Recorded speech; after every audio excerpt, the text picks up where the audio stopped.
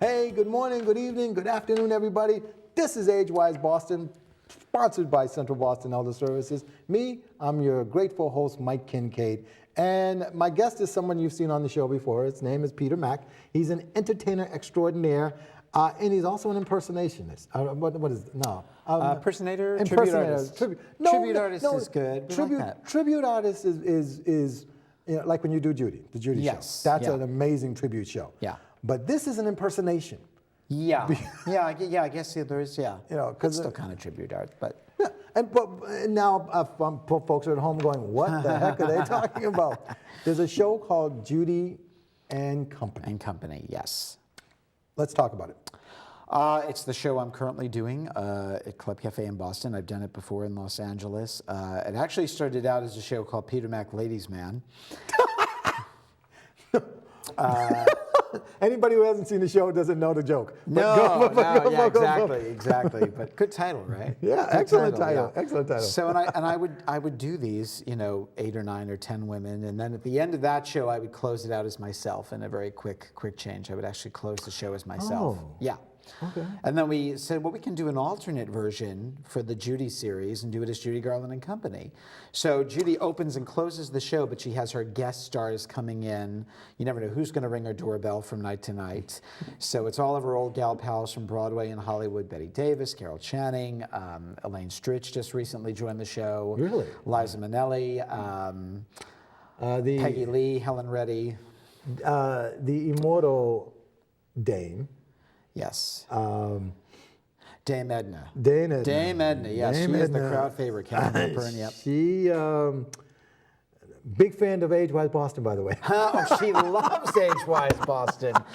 I think she said she owns this studio, actually, yes. Because she's a squillionaires.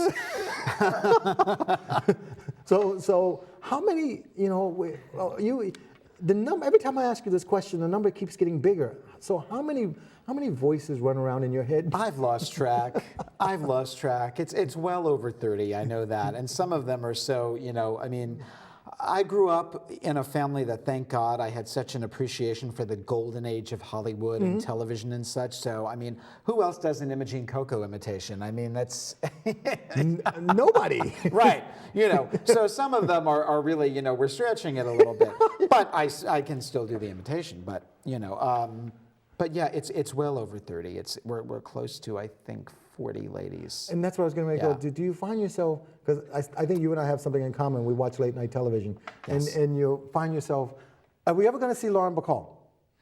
I think you asked that last time. I did ask that last time. I would love to do Lauren Bacall. I would love to. And I adore her. I absolutely adore Lauren Bacall. So that would be fun. Now, here's the question. Can we do young Lauren like in Casablanca? Huh, that's interesting. I'd have to really, it's funny. A lot of these ladies, I always connect with them in their autumn years. Yes, their senior year. But those, the thing 40 is, and on. But they're also strong. They're strong, but vulnerable. Yeah, but there is a vulnerability, yes. Even with someone as tough as nails as Katharine Hepburn, there's a vulnerable quality. Well, you saw that. I got to tell you, you know this, I share this with you, and I'm going to tell you guys, you got to go to this show because, and I shared this with Peter, when he does Katharine Hepburn, and I can't guarantee you're going to see Katharine Hepburn the night of the show, so you'll have to come more than once. but when he does Katharine Hepburn, you will literally hear the audience gasp when she comes out. Mm-hmm. It's like, and then you win us. Thank you. It's a touching tribute. Yeah. That's the easiest way for me to describe it. It's a touching tribute. Yeah. And she started as a lark. We put her in a show, and it's funny enough, it was a night when I actually had to cancel Judy herself because I had come down with laryngitis. And I thought, I can't do Judy tonight. And so I thought, all right, we're going to do Kate. And Kate won the audience over. And from that night of Kate's 3 songs and her little spiel about Spencer Tracy, a friend of mine said, this is a show, go home and start writing it. And then we did A Date with Kate. We did a full-fledged Katharine Hepburn show, which I'll be doing in Boston at some point in the coming year. We're looking forward to it. Oh, wonderful! We are looking for. We were. It's funny. After the show, we were talking. Both of us are convinced we've seen a poster for it. Oh, well, there's definitely, yeah. I mean, in the past, Yeah. we weren't sure where, but we were convinced we'd seen it, and we both said that's a show, all by itself. Yeah. So, but that's an example. So I guess here is the dumb question of the day: Where do you get your material? Oh my God, research. I mean, it's fun. It's homework, but it's fun homework. I mean, I go and I watch any interview that's out there. Thank God for YouTube. Yes. Because it's all out there, so I can watch these ladies on the Dick Cavett show, on the Johnny Carson show, wherever they might have appeared, on the Jack Parr show, like Judy did so many of those. So I go for the really, really well-researched biographies. We always skip the tabloid ones. But whatever's out there, and it's just listening to the material, and then we build from there and say, this would be good, we'll put this here, we'll put this there, and it's like constructing, it's like, I always say to my other half, when we're putting it together, it's like building a house, it's like being an architect, and making sure that you've got really firm, structure there, so that we have a really tight show. And I guess I think about the Dane Edna. Yes. That is totally ad-libbed, off the top. I mean, I know Most some of it most is. Most of it is, yeah. But that's, and I was impressed with how quickly you think on your feet. You have to, as Edna, and she can get away with anything. Yes. Okay. And by the way, anybody in the audience that has never, and if you've never seen any, just YouTube Dane Edna and then come to the show. You won't be disappointed. Do you when you're doing your research and you're watching the videos, do you ever say to yourself, okay, she never said this or this never happened, but if it did happen, this is how she would react? Yeah. In other words, do we take some poetic license? Yes, that's what. Yes, but again, I try to do it within the confines of saying, it's interesting. You start talking about these people as if, well, they were real, but as if they're really there. It's interesting. People will say, I'll say, oh, Judy wouldn't do that. Judy wouldn't do that, or they'll show me a possible costume, like, no, Judy wouldn't wear that. Wouldn't wear that. Or Kate wouldn't wear that, or Carol wouldn't wear that, or what have you. Betty wouldn't wear it. So, or say that. Or say that, exactly. There's a fine line you have to walk in terms of. I've seen people who impersonate Judy and take her songs and parody them and really take it to another level. An ugly level. An ugly level. She never would have done that. Right. So with all of that, the only one I think that we can really go out into the ether with is Dame Edna, because again, she's like Archie Bunker or Karen Walker or Suzanne Scher. She's one of these. She could just get away with anything. And she's a female version. I'm going to date myself here, but she's kind of like a female version of Don Rickles at his prime. Oh, totally. Totally, with purple hair. With purple hair and the glasses. And the glasses. And you said the thing I love is you've got audience members, and that's something folks need to know. This is an interactive show. Oh yes. It's whether not, you want it to be or not. Whether you want it to be. Yes, totally interactive. Yes. And that's the other cool thing is you're not. I'm not. I had no idea what to expect. Let's put that on the table. But I was blown away with how you become part of the audience. All right, we got to get back because we're going to go off into who knows where. Let's talk about some of the characters. I'm not going to ask you who your favorite is because that's like asking a parent who's their favorite child. Yes. But who are your easiest? No, I don't care about the easy ones. Who are your hardest characters to do?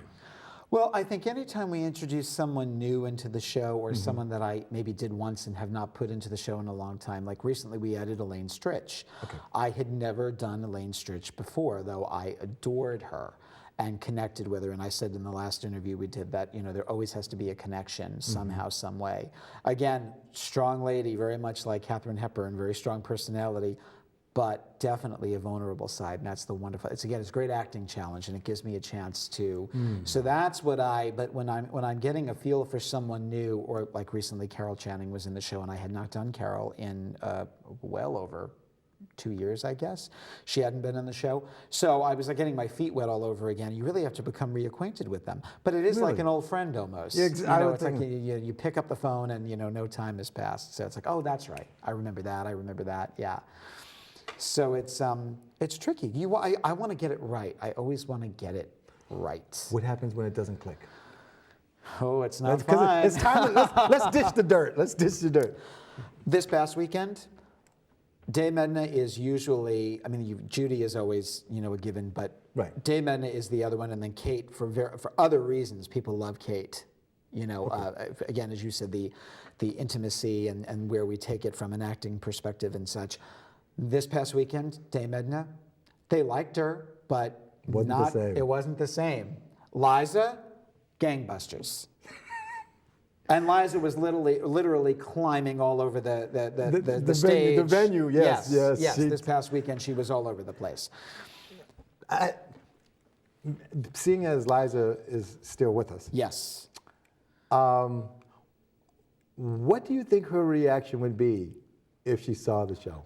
I can tell you a funny story that probably sums it up. Is that the people that shaped her career? I'm doing Barbara Walters now. There you go. Wow. Does this Career? mean I got to start crying? Or Marlena Dietrich, right? Career. John Kander and Fred Ebb. Fred Ebb took her to see an impersonator, kind of, I guess, kicking and screaming, but he said, look, this guy really adores you, and he would love to meet you and have you see him. And I believe the person that was doing this is actually lip syncs to Liza. But anyway, great, really polished tribute. And they took her to see the show. Fred took her to see the show. And by the second number or third number, Fred turned to Liza and said, what do you think? And she was having a great time. She said, oh, well, it's fun. And he was doing all of the Liza stuff, New York, and all that. And I said, but I don't. She said, Fred, I don't act like that. And Fred said, oh, honey, yes, you do. It reminds me of first time Hillary Clinton was on Saturday Night Live, and I forget who it was impersonating her, and she goes, do I really laugh like that? Right, exactly. Or Betty Davis, same thing. First time she saw, oh my God, I want to say not Alfred Newman, That's Mad Magazine. Yeah. He's not No. but an impersonator. An impersonator. And she said I then went back and watched myself, and she had the elbow thing that she always did, and whatever she did, I was rather surprised to find I do that, I think, I remember when we first met, and one of the first things I asked you was the mannerisms when you're doing Judy, with doing the hair. Playing with the hair. And the microphone and the Corner arm. of the shoulder. And I said, is that deliberate? Because you do it so naturally. It's organic now. Oh, I can bet it. Yeah, it's organic now. But you're the one who said to me, oh yeah, and that was her little quirks. Yeah. And I found myself going back, looking at video and going, oh my God. Yeah. Didn't notice it. Yeah. So in preparing for these strong women, have you ever come across a little quirk that you was like, yeah, no? Well, I think it's more about, in terms of a quirk, it's that never wanting it to become affected, Okay. and doing it too much, or again overplaying it, and that's it. Judy had a tendency to call everybody darling. That was her thing. But then again, so did Tallulah Bankhead. But it's very different when Tallulah says it versus Judy. Yes. Tallulah is another one that's, I have to apologize to the audience. Judy has to apologize to the audience. Tallulah is. She's a loose cannon. This is not a children's show. No. Certainly not when Tallulah's in it. It's not a children's show. That's No. what I was just. Let's put that on the table. No. This is not a children's show. No. But you will laugh. Yes. Hopefully. Hopefully. we hope that's what the you'll audience laugh. does. So one of the questions is I asked your partner who helps you with this, and I said I feel bad for him because you love telling folks, and this is true, that you really have no clue until probably the night of. Yeah. Because you got to bring the outfits. Yes. Have you ever? So when does this come to you?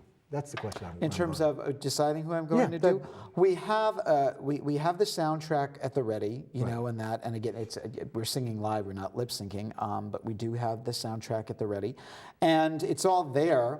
But he does not know pretty much until I go backstage. I will give him a rough idea, but I might on a dime say, we're not doing Carol tonight, we're doing Elaine. The stuff is there and ready to go, and he has his book to follow in terms of, okay, we're going to be doing this and cutting this and what have you. But it does, as I said, keeps us on our toes. It certainly keeps him on his toes. Well, it keeps him on his toes. Yes. You've already got it up here.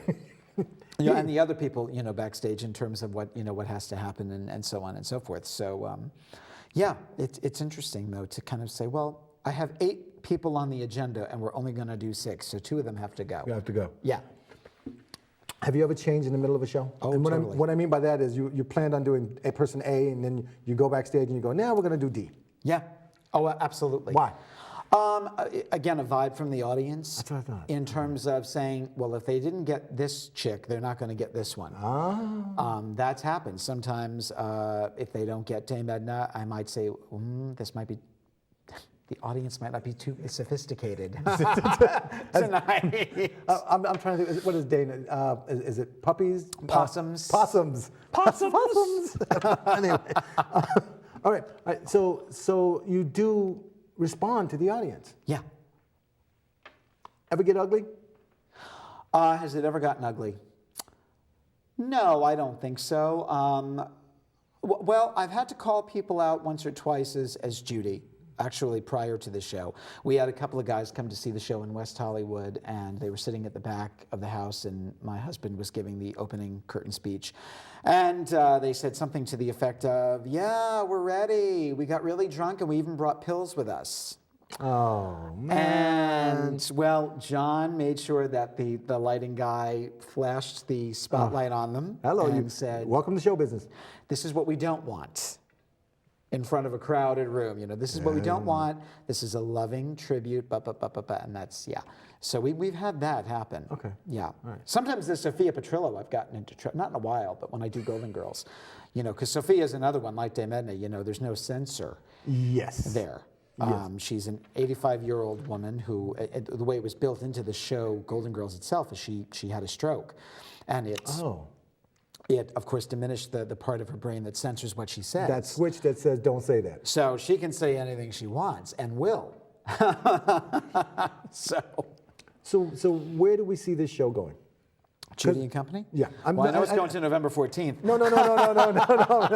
Boom. Yes. But what I mean by that is He's quick. We've got 30 characters. Yeah. What's the most, if somebody said to you, okay, Peter, you've got, and the show runs 90 minutes? Just shy of 90 10 minutes. Just shy of 90 minutes. Sorry, Jim. But if Jim, we got to give a shout out to Club Cafe. Club Cafe, we love Club Cafe. Very, very supportive. And we adore Jim Morgridge. There you go. I owe a lot to Jim. There you go. If Jim says, okay, the piano, because it's in the Napoleon room. Yes. And the piano bar guy is not going to show up tonight. So Peter, you get an extra hour. Oh, I would love that. Would you lose your mind? No, I would absolutely adore that. It would actually be, you know, a weight off my shoulder. DJ would lose his mind, but that's beside the point. You know, we're scrambling to make sure that we come in on time so that the piano bar can start. Right. But it usually works out. And sometimes I'm in the back room. I'm in the Moonshine Room, which is which is fun because that's more theatrical. It's a stage and the screen is bigger. larger. And so we do bounce back and forth. And it's fun, actually. It keeps me on my toes because we get to, you know, you have to alter the show a little bit if it's going to go from a really, you know, big theater to a more intimate cabaret space. Which we want to let folks know that when it's in the Napoleon Room, it is very intimate. Very intimate. And then I kind of hinted that Dame Edna takes no prisoners. She takes no prisoners. My dressing room is the size of this table when it's in the Napoleon Room. And the screen comes down at the end as we're switching over to do piano bar, and it's like, oh my God, I can't believe they did all of that back there. Thank God you are a small person. Yes. You're like Superman in a phone booth. So we're going to run out of time here, but I asked you the question, can you expand this? This particular show? Yeah. Oh, yes. I mean, this is really I mean, it really is meant to be a 2-hour show with an intermission. Okay. Oh, all right. That makes sense. Truly, if I had my druthers, that's what it would be, and who's to say that it won't be one day. I try to get in as many ladies as I can because that's, I think, what keeps the audience, Someone said the other night, I couldn't believe that you did, those 6 ladies, and, Yeah. and that you never slipped into that there was no Judy in Dame Edna, and there was no Dame Edna in Carol Channing, and that you managed to. And the best is, I love that you were able to change your makeup for Liza. Bonnie I didn't still- change anything. That I got to tell you that she sits and goes, did he, other than the wig, did he change? And I'm like, I really am. It doesn't. I don't know. The makeup is, for this particular show, because you're doing so many ladies, you come up with a very neutral makeup that will suit all of them. Okay. So we cheat a little bit on eyebrows and stuff, but it's the placement of the wig, it's the placement of the face and how I carry my face, and again with the voices, it's the position of the mouth and such. But it's funny when they say, "I love the way you changed your makeup for Liza," and it's like, wasn't that great? Oh my God, I can't believe I did that either.